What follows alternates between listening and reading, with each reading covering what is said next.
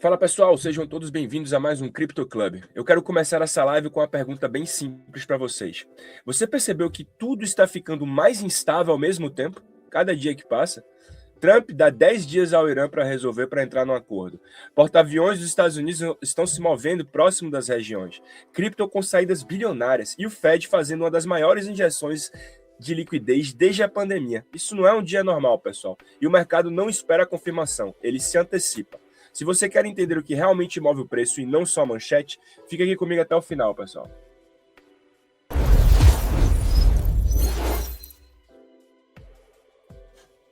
Vamos lá, vamos começar direto aqui nas notícias, né, com o Trump, que estabeleceu um prazo de 10 dias para que o Irã feche um acordo. Disse que coisas ruins não podem acontecer.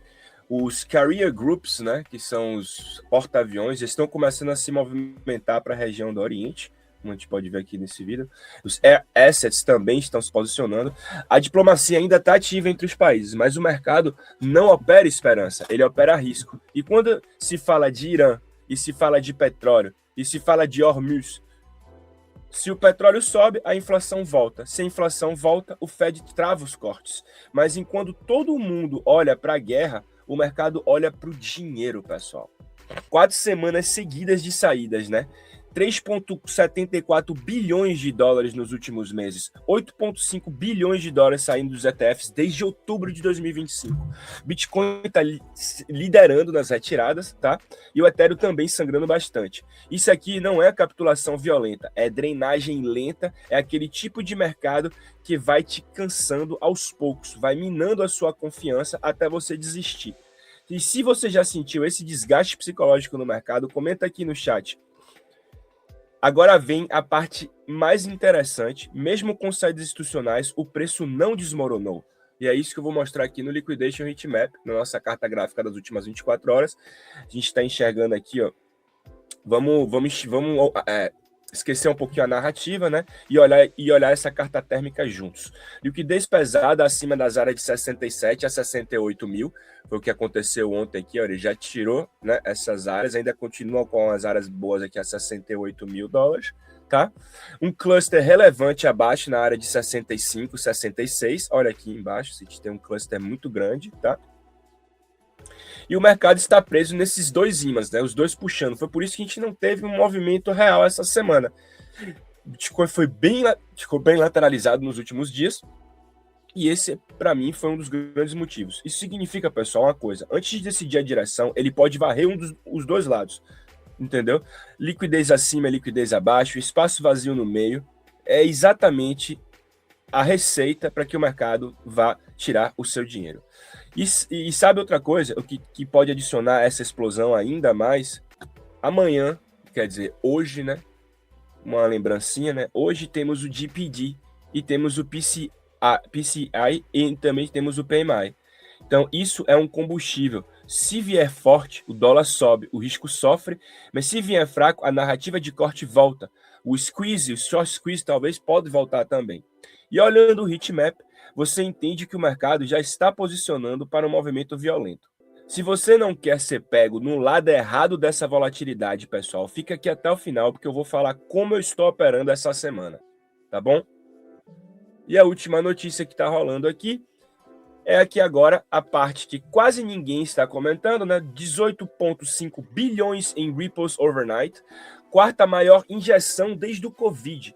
O QT, né, Quantitative Tightening, drenou a liquidez. O Reverse Ripple ficou zerado, entendeu?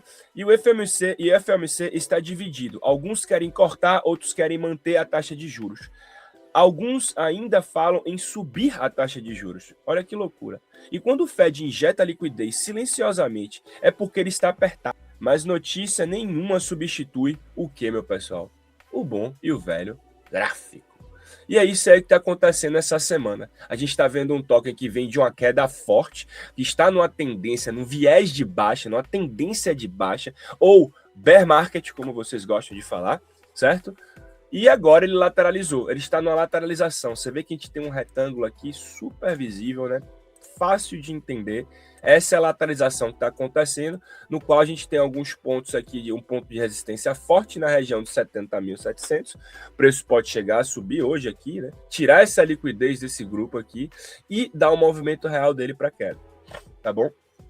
É isso que eu estou pensando. Essa semana eu não fiz trade. Olha que legal. Eu fiz o trade no final de semana, que foi um excelente trade. Foram 250% de ganho. Uma posição de quase 10 mil dólares. Então, realmente, para mim, eu não precisava fazer trade essa semana. Entendeu? Eu observei o mercado e enxerguei que, para mim, tem um trade aqui, Thiago? Tem, verdade. Tem um trade. Só que, como eu falo para vocês, 7% de queda. Isso é um puta de um trade. Mas, de vez em quando, a gente tem que entender que o melhor trade não é fazer trade.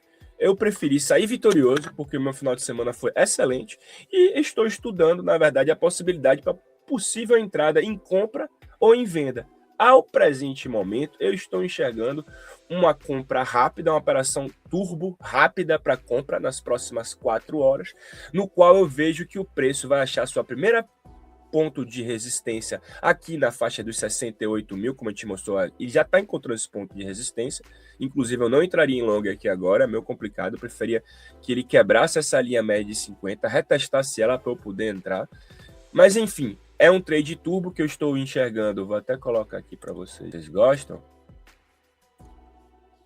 É um trade para mim turbo, tá? É um trade para mim que estaria desse jeito, tá? Pode ir a 74? Pode, porque a gente já viu que é uma área de muita liquidez para o pessoal de short, tá? Mas a gente tem que entender que o primeiro ponto de saída seria a 70 mil, possível a 70 mil, 70.300, tá? Então é um trade que eu não gosto, por quê? Porque o risco-retorno está abaixo de 3, tá? Então significa que você vai ter um stop enorme para ter um lucro muito pouco. Então é um risco muito grande em relação à recompensa que você vai ter, entendeu? Então é isso, pessoal. Foi uma live rápida hoje, tá? Eu queria só explicar para vocês que de vez em quando trades, os melhores trades, são aqueles que não são os trades que não são feitos, tá? A gente está com um grande problema geopolítico, com baixa liquidez, com saída institucional muito forte. A gente está na tendência de bear market. Isso são os dados macros que estão dando para a gente, tá? O mercado ele está tenso, mas a tensão gera um movimento, e o movimento gera uma oportunidade. Isso eu tenho consciência. Quem sobrevive, pessoal, a essa incerteza, opera a expansão. Então, voltando aqui para o gráfico, a minha ideia, pessoal, é pegar o grande movimento. É interessante fazer um trade aqui, fazer scalp, fazer day trade nesse retângulo, mas o que eu quero é o movimento certo. Entendeu? Eu quero, na verdade, a tendência. Então, se esse preço subir aqui para depois ele dar essa expansão para baixo, é o que eu quero. É isso que eu estou buscando, entendeu? É isso que eu estou falando, que quem sobrevive à incerteza opera a expansão. Então, essa incerteza é complicada e geralmente esse é o momento que o mercado vira uma máquina de moer dinheiro de vocês, deixam vocês cansados. Aí no ponto que você fala, desisti, não quero mais saber de cripto na minha vida. Vou vender essas porra toda e vou embora. O que acontece? É lá que o preço dá o movimento real dele. Então, é um mercado que te ensina a ser resiliente. Se você quer aprender a ganhar e trabalhar dentro do mundo de trade, de mercado financeiro, você precisa entender que você tem que ser muito resiliente. E perdas fazem parte do processo o tempo inteiro. O mais importante é perder pequeno para poder ganhar grande. É isso aí, pessoal. Se você quer atravessar esse mercado com estratégia e não com pânico, já se inscreve aqui no canal, porque aqui a gente não grita, a gente lê o gráfico. É isso aí, pessoal. Um abraço a todos, uma boa sexta-feira, e eu acredito que a gente vai entrar numa live, né, mais tarde, eu e o Tunis, para falar com vocês mais sobre gráfico e mostrar se tem um possível trade no final de semana. É o que eu vou dar uma olhada aqui agora para depois preparar esse material legal para vocês, beleza? Um abraço a todos e até a próxima.